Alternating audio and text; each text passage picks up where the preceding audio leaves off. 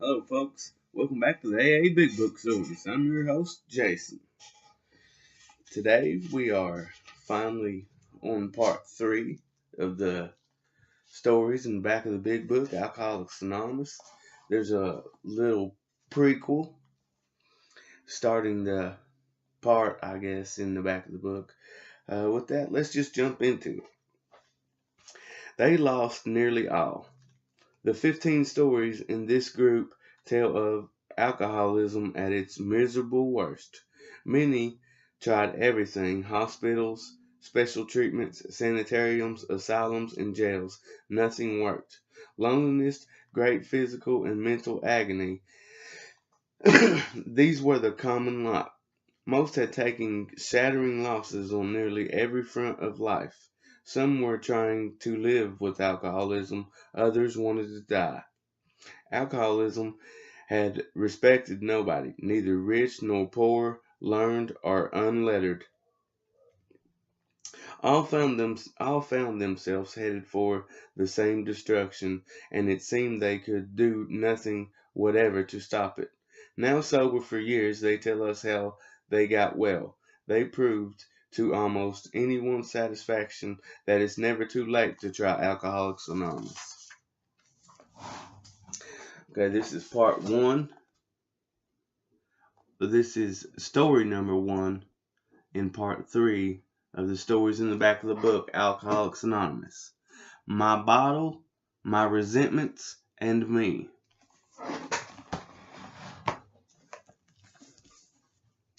From childhood trauma to Skid Row drunk, this hobo finally found a higher power, bringing sobriety and a long-lost family.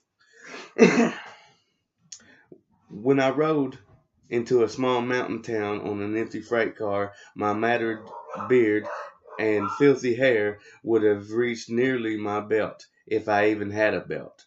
I wore a lice-infested, grimy Mexican poncho over a reeking pajama top, and a ragged pair of jeans stuffed into cowboy boots with no heels. I carried a knife in one boot and a .38 revolver in the other.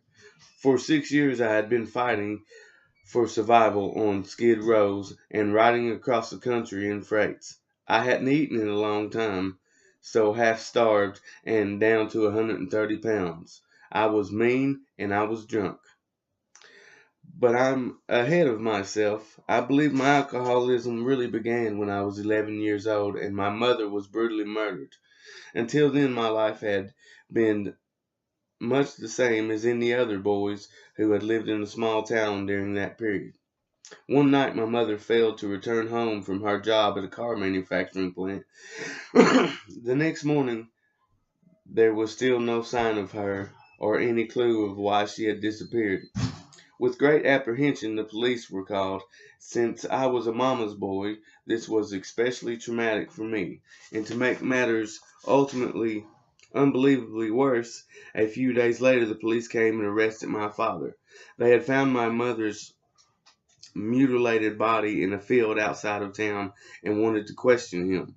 In that instant, the family life I knew was destroyed. My father soon returned because the police had found a pair of glasses that did not belong to him at the murder scene. This clue led them to the man who had brutally killed my mother. At school, the gossip was vicious. At home, they were chaos, and no one would tell me what was happening, so I withdrew and began to block out the reality around me. If I could pretend it didn't exist, it might go away. I became extremely lonely and defiant. The confusion, pain, and grief had begun to subside when an article appeared in a murder mystery magazine about my family's misfortune. The children at school started the gossip and scrutiny all over. I retreated further and became angrier and more withdrawn. It was easier that way, because people would leave me alone if I acted disturbed even before they tried to inquire. Because my father was unable to care for all 9 of us, the family had to be split up. About a year later, he remarried, and my oldest brother offered to take me in. He and his wife He and his new wife tried to help me, but I was just so defensive there was little they or anyone else could do. Finally, I took a job after school sorting soda bottles in a grocery store where I found I could forget if I worked hard enough. In addition, it was a good place to steal beer and be a big guy with the other kids in school. That's the way my drinking began, as a way to make the pain go away. After several years of semi-delinquent adolescence, I was old enough to join the Marines, leaving behind the origins of my bitterness. I thought my life would be better and the drinking not so bad. However, during boot camp, I realized that this was not the answer. The discipline, the authority, the tight schedule went against my very nature. But it was a 2-year stint, so there had to be a way to function in spite of the anger and now hatred that settled through me. Every night found me at a bar drinking until they threw me out. This got me through the week. On the weekends, we went to a club nearby. This place managed by people who drank as much or as more than I did. I became a constant customer. Arguments and fights were a regular occurrence. I managed to complete the 2 years and was given an honorable discharge and was sent on my way. Leaving the Marine base behind and feeling homesick for my old environs, I hitchhiked back to my old hometown and returned to my brother's home. I soon found work as a painter for a construction company in the town. By now, drinking had become a constant part of my life. Through some friends, I met a woman I really cared for, and soon we were married. A year later, our daughter was born, and eventually 2 boys. Oh, how I loved my brood. This nice little family should have settled me down. Instead, my drinking progressed. It finally reached a point where I was intolerable to live with, and my wife filed for divorce. I just went berserk, and the sheriff ordered me to leave town. I knew that if I stayed, my anger at my wife for taking those children away from me would get me into more trouble than I could even handle. So once again, I set out. I left with my hatred, resentments, and the clothes on my back, this time for good. In the largest city close by, I could be found, dead broke, drinking myself into oblivion on Skid Row. At first, a day laborer job provided me with rent and food, but before long, all the money had to go for booze. I found a mission where someone in need could sleep and eat for free, but the bugs were so bad and the food so terrible and the people were such thieves, I decided that it was easier to just sleep outside and that I really didn't need to eat so often. So I found that hobo jungles, parked cars, and abandoned houses made nice places for my bottle, my resentments, and me. No one dared to bother me. I was utterly bewildered at where life had taken me. Other hobos I had met taught me the safest way to hop on a moving freight train and how to protect myself. They told me who were the easiest people to get a handout from and how to scam them. My biggest problem at the time was to find a way to get enough to drink and keep the reality of my life at bay. I was consumed by hate. For the next 6 years, I went from Skid Row to Skid Row.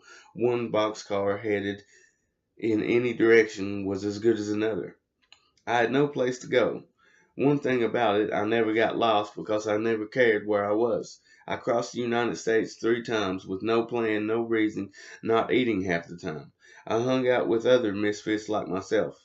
Some would say they were hiring in Florida, New York, or Wyoming, and off we'd go. By the time we finally got there, they would say they were not hiring anyone. That was all right because we didn't want to work anyway. One scorching day, I was in a desert town drinking. Something unusual happened. I felt as though I had reached a point where I couldn't go on. To get away from everyone, I managed to find some booze and started walking into the desert, thinking I would just go on until I die. Soon, so drunk I could not walk another step, I fell onto the ground and moaned, "Oh God, please help me." I must have passed out because hours later I came to and found my way back to town. At the time, I had no idea what made me change my mind about death. Today, I know it was that my higher power took over my life. By the time I was by this time, I was so wild-eyed and filthy, people would shy away from me. I hated the look of fear on their faces when they saw me. They looked at me as if I were not human, and maybe I wasn't. In one large city, I took to sleeping on the grates with a piece of plastic covered over me so I wouldn't freeze. One night, I found a clothing drop-off box I could get into. It made a nice warm place to sleep, and I could get new clothes in the morning. In the middle of the night, someone threw in more clothes. I opened the top and looked out and shouted, "Thanks." That woman threw her hands up and ran away screaming, "Lordy, Lordy." She jumped into her car and screeched off. I was about as sad as a figure of a man as is possible when I jumped off that freight. I found an empty refrigerator car sitting on the siding and took up residence in it. Here you could get welfare very easily, so off I went to apply. Now I could eat. It was my third time in this town, so I headed straight for my favorite bar.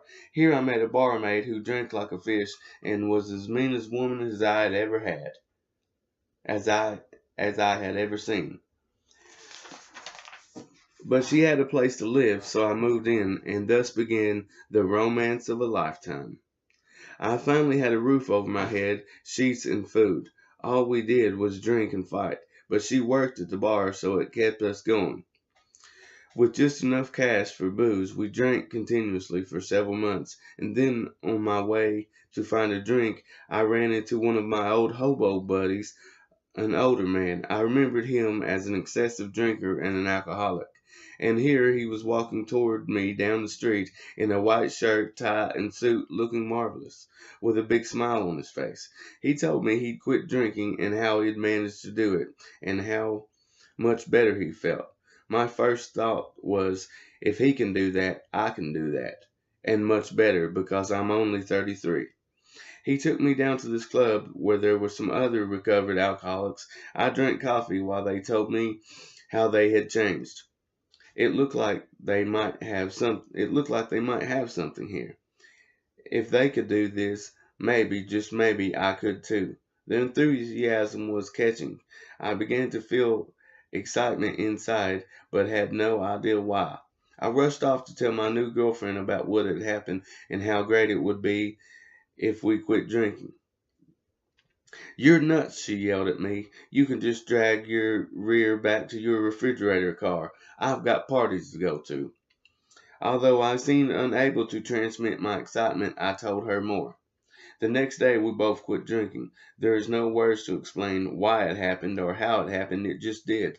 It was a miracle. Every day we were able to stay sober was another gift from a higher power I had given up on many long years before.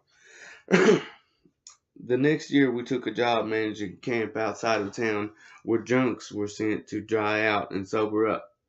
It was our responsibility to see that they had food and stayed out of trouble. Both tasks were almost impossible at times, but we kept trying with some support from the old-timers in AA. We lasted a year. This was a volunteer job, so we had little money for ourselves.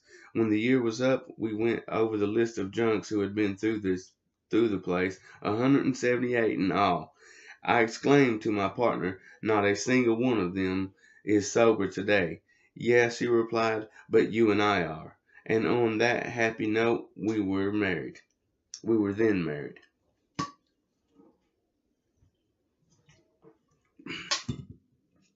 My sponsor told me if I wanted to form a relationship with my higher power, it would be necessary for me to change.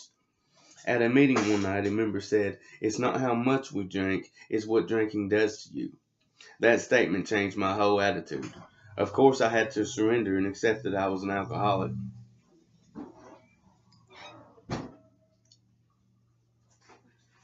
I had a hard time giving up on the anger at my ex-wife for taking my kids, and the man who murdered my mother, and at my father for what I felt was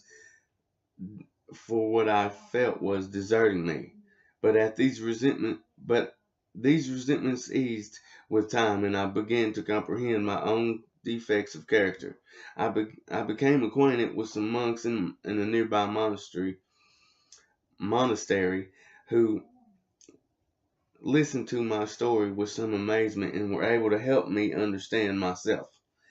At the same time, my sponsor and the other old timers had taken us under their wings, loved us back to rejoin society.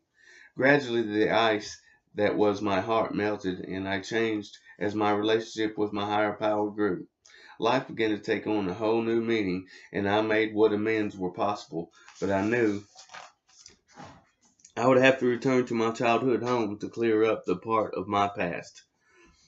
But we were busy with our own paint contracting company now, and as the years passed by, the opportunity to go back home just did not come.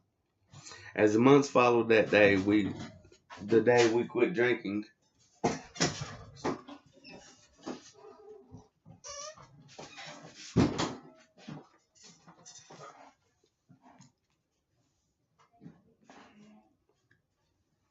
as months followed the day we quit drinking and have As the months following the day we quit drinking have turned into years, I became increasingly more devoted to this program and saved not only my own life, but my wife's also. Eventually, I became involved in AA service and helped get a central office started in our groups. We both became active in general service and began traveling all over the state going to meetings. To my surprise, both of us were given the opportunity to serve as delegates to the General Service Conference. What joy we found in this! One of my most memorable moments was when, at the opening of the conference, the chairman of AA's General Service Board said, "We are gathered here tonight not as individuals, but for the betterment of Alcoholics Anonymous all over the world." The years flashed back to when I was on the grades outside of this very hotel, frantically trying to keep from freezing. I was overwhelmed by God's grace just to be there.